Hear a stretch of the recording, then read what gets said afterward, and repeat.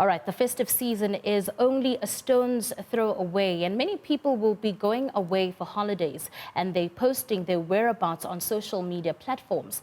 Housebreakings are most prevalent during this period as criminals target homes of holiday makers. We chat to the Community Policing Forum to find out what safety precautions residents must take during the festive season. I am right now joined in studio by Littleton CFT representative Jaco van Es. Is that how I pronounced your surname? Thank you so much for joining us this afternoon. Thank you for the opportunity. Good afternoon.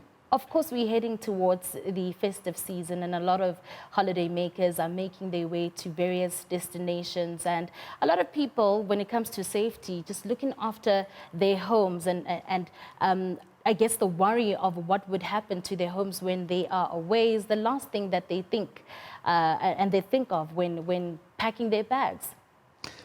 Unfortunately, it's true that many people minds are only focused on going away and enjoy the festive season and not necessarily think about what they leave behind and how it's to be taken care of. I wish to recommend that community members who has planned at least need to engage with a person who can take care of their household. And also the dogs, and there must be presence within that residence because our criminals are walking around and they seek for opportunities. And when there's no life at a specific place, they mark it as an opportunity. Tell us about some of the trends that you have noted over the years. How do these criminals operate? How do they burgle homes? What is the modus operandi essentially? My experience is that these members will first reconnaissance the environment. They will determine the appropriate place which they wish to burgle. It may also that there may be inside information available, shared by domestics, whatever case be, and maybe friends within this. There are opportunities. So within this, you sit with the situation of they reconnaissance and they determine eventually who are resident in that house, how many people, what will their movements be, what will be the best time as to approach and to conduct the burglary. So one may experience during nighttime, specifically when people are asleep, or specifically when people are not resident or at home, that they will make use of that opportunity.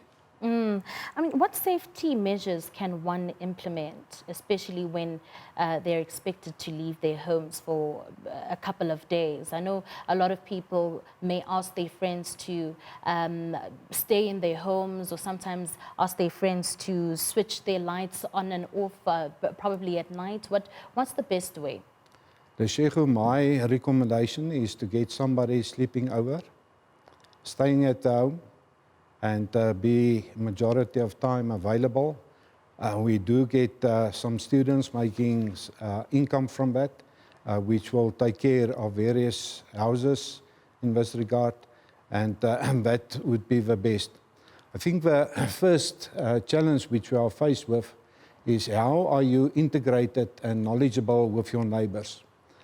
We recommend that you should identify and communicate and have a network with all your neighbors. So normally in a household residence, you sit with 3 neighbors in front, 2 on the sides, 3 at the back. And unfortunately, in many of the neighborhoods, one may experience that community members don't even know their neighbors, staying many years as neighbors, but not engaged with each other. All right, we will continue with this discussion after the break. We are having a discussion about crime and the festive season right here on Newsroom Africa, channel 405. Stay with us.